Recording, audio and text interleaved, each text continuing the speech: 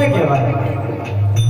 ડુંગળી રસણ ન ખાય ને ના, તમે ગમે એટલો ધર્મ કરો પણ એ ધર્મ તમારા આચરણમાં ન હોય તો બધું નકામું છે. વૈષ્ણવ એ શેઠ કહેવાય.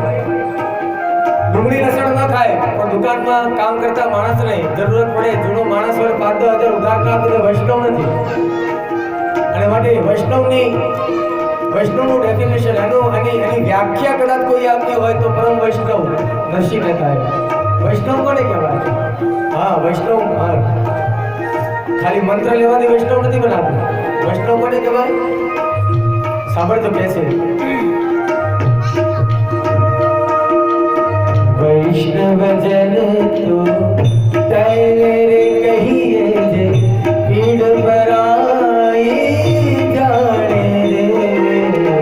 वैष्णव जन तो तेरे कहिए जे पीड़ बराई जाने रे। कर दूंगे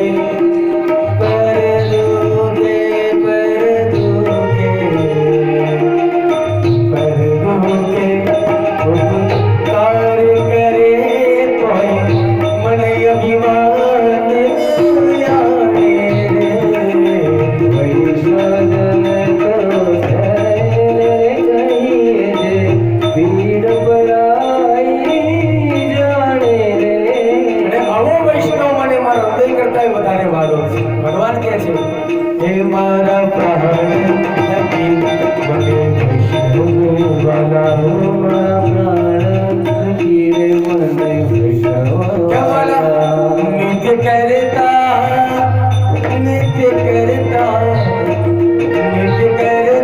श्रीनाथ जी ने काला रे वाला। नित्य करता श्रीनाथ जी ने काला रे वाला। नित्य करता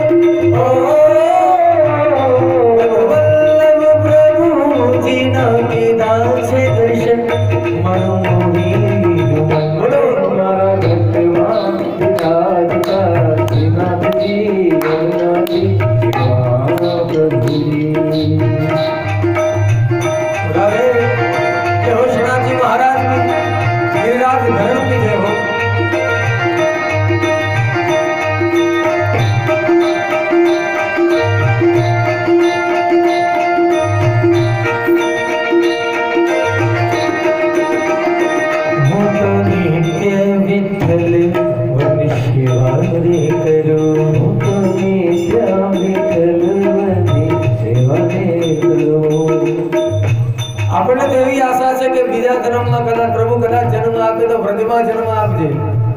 ભલે એની વ્રજની રદ થઈએ તો વ્રજમાં જન્મીએ. અને માટે હું તો નિત્ય વિઠ્ઠલ ભક્તિ સેવાને કરું. હું તો નિત્ય વિઠ્ઠલ ભક્તિ સેવાને કરું. હું તો આંખે સમા કેરી જાખી રે કરું. હું તો આંખે जाती रे करूं. मैं तो चितड़ो मैं तो चितड़ो श्रीनाथ जी ना चरण धरूं. जीवन सफल करूं. हे मारा गढ़ गुजरात का श्रीनाथ जी यमुना जी प्रभु जी.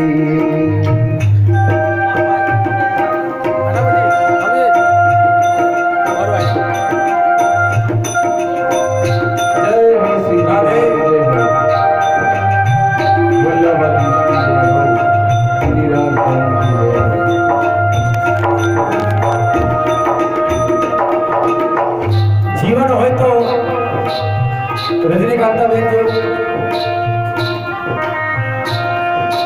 मामा एक ज मारी महाकाली અને બાપમાં કોઈ હોય તો શ્રીનાથજી આ એમનું જીવન. અને માટે આપણે પણ પ્રયત્ન કરીએ એમના પંથે ચાલવાનું.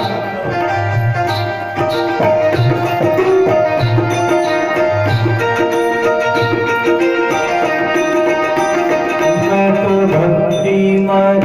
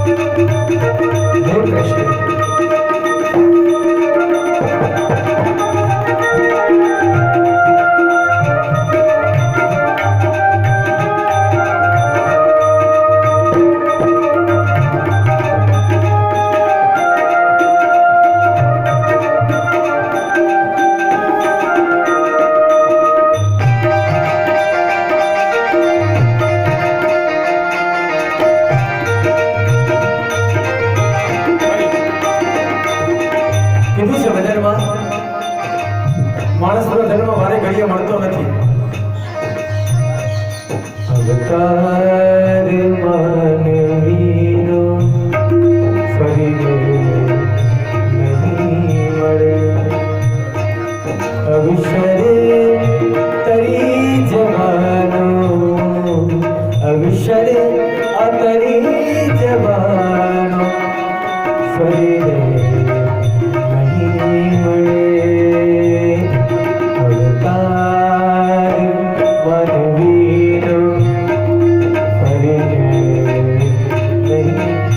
આવો 84 લાખ અવતારનું પુણ્ય છે આ મનુષ્યનો અવતાર. માટે આવો લહવો જીવન પગથી ના મળે. આવો લાવો જીવન મોથરી નદી ના મળે.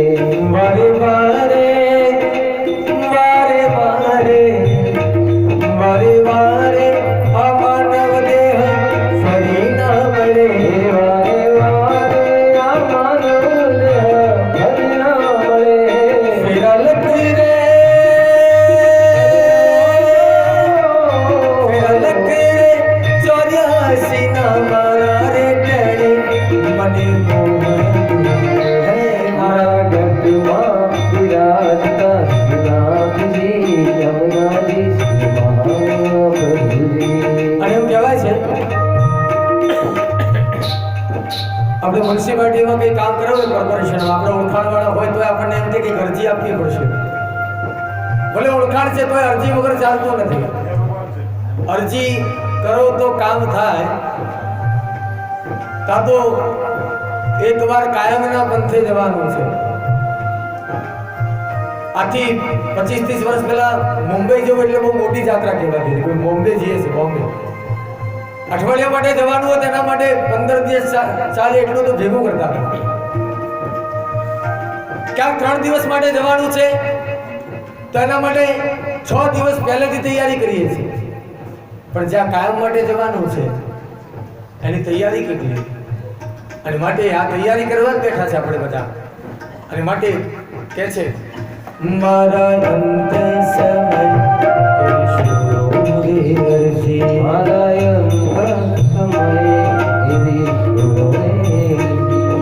બેઠેલા બધાને વિનંતી છે કે રજનીકાંતા બેન ગયા, આપણો વારો બાકી છે. જો ઠાકોરજીના ચરણે જવું હોય તો અરજી હૃદયથી કરજો. મારા અંત સમય અરજી બોલો. ઈશ્વરજી ચરણોમાં શ્રીજી બાવા દયા રે કરી. શ્રીજી બાવા દયા રે કરી. મન તેડો રે તેડો રે યમ કે રાગતી ના આવે. પછી મને તેડા યમના ના આવે તો કોણ આવે? અહીંયા બેઠેલા આપણે બધા જાણીએ છીએ. કોના તેડા આવવા જોઈએ? બધા મારી સાથે બોલજો. આગળના શબ્દ તમારા. મને તેડો રે યમ કે રાગતી ના આવે. હા શ્રીનાથ તેડા રે મારા ઘટમાં બિરાજતા શ્રીનાથ મારું બનેલું છે કોણ બને રાવણ. મારું બનેલું છે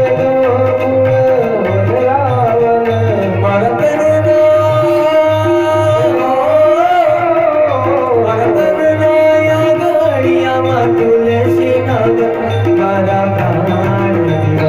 પ્રાણ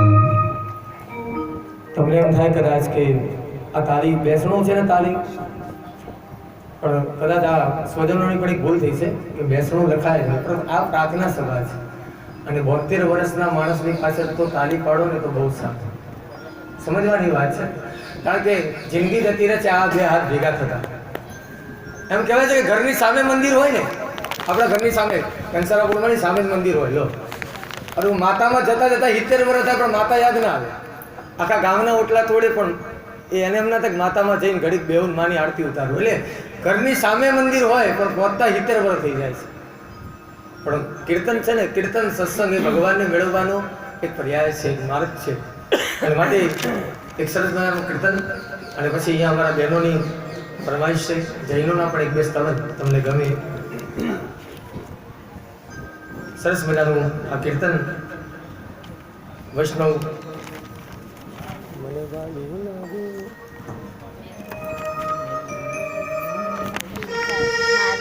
અહીં આવશે હવે પણ આપણે શ્રીનાથજીને બરાબર લઈ લે પછી આ ભજન તમને બધાને ગમશે મને પ્યારું લાગે મને વાલું લાગે મને પ્યારું લાગે શ્રીજી તારું નામ બાકીનું તમારે તન મન ધન શ્રીના ચરણોમાં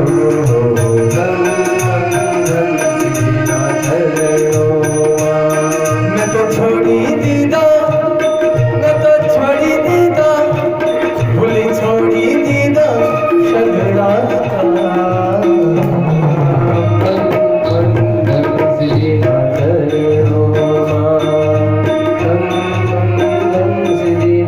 બધા મારી સાથે બોલજો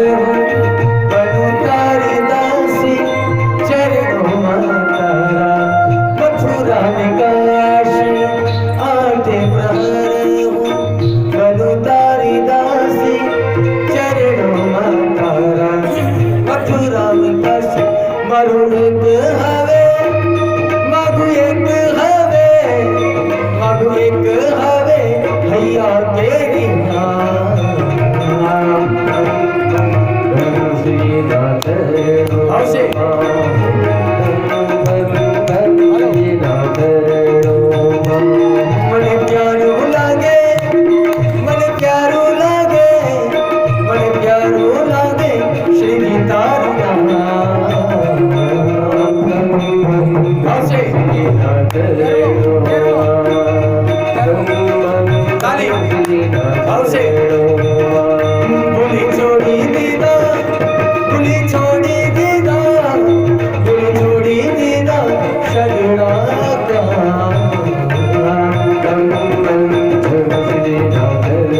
આવશે.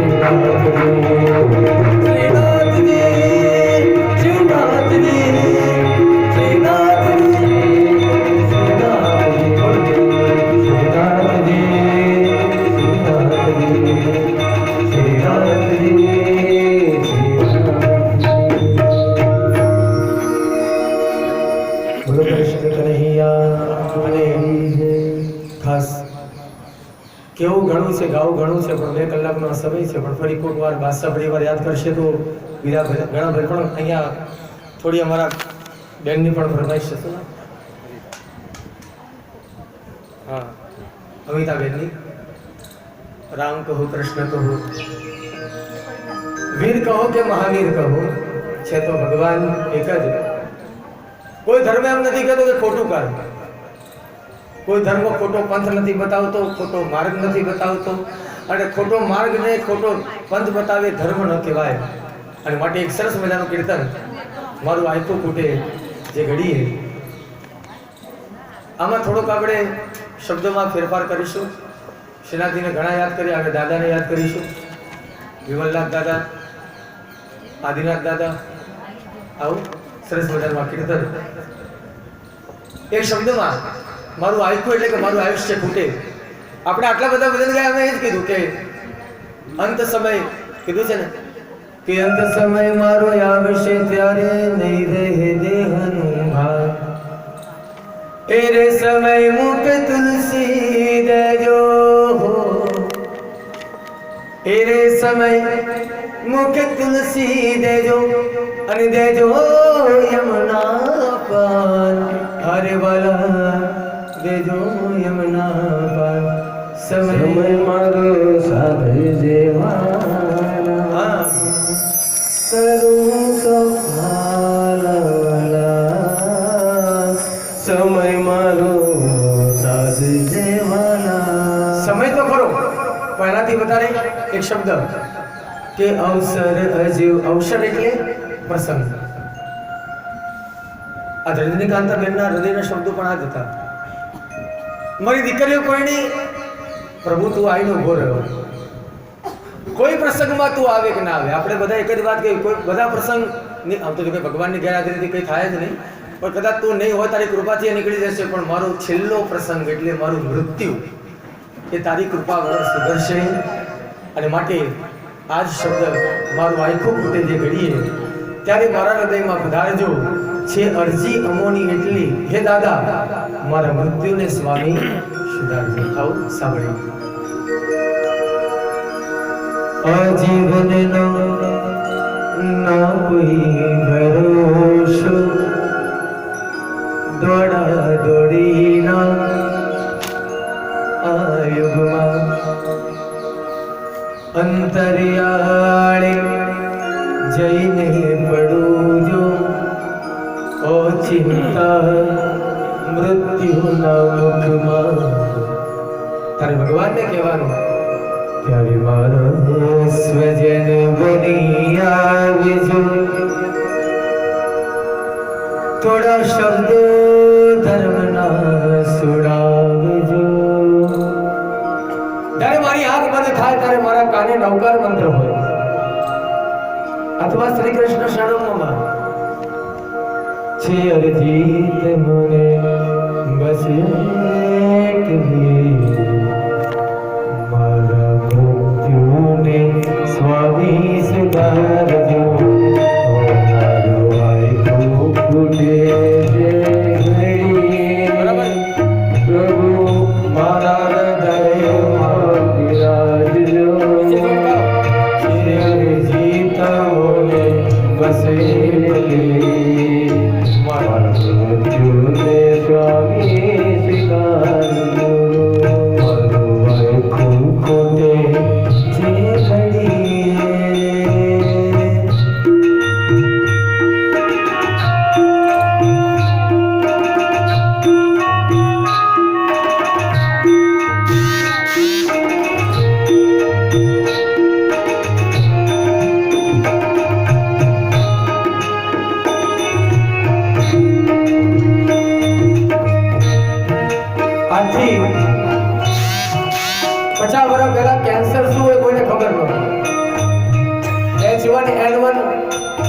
શું કોઈને ખબર નહોતી.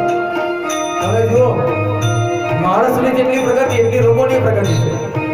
અને માટે શબ્દ પણ આ છે, ગર્ભ વધ્યા છે આ દુનિયામાં મારે રીબાવી જો એક વાત તમને કહીશ, તમારું મૃત્યુ સમયનું દુઃખ ને દર્દ એ તમારા કર્મ છે, બીજું કંઈ નથી. એ કર્મ જ છે. તમે કોઈને લાફો મારો, અવાજ આવે દેખાય પણ ખરો, એના ગાળ પર નિશાન પડી જાય. ભગવાન મારે છે, એનો અવાજ પણ નથી આવતો અને નિશાન પણ પડતું નથી. તમે કોઈને ધક્કો મારો, કોક એને ઊભો કરે, પણ જેને ભગવાન ધક્કો મારે છે ને એને કોઈ ઊભો કરવા જઈએ બધું. અને માટે વધ્યા છે આ દુનિયામાં મારી રીબા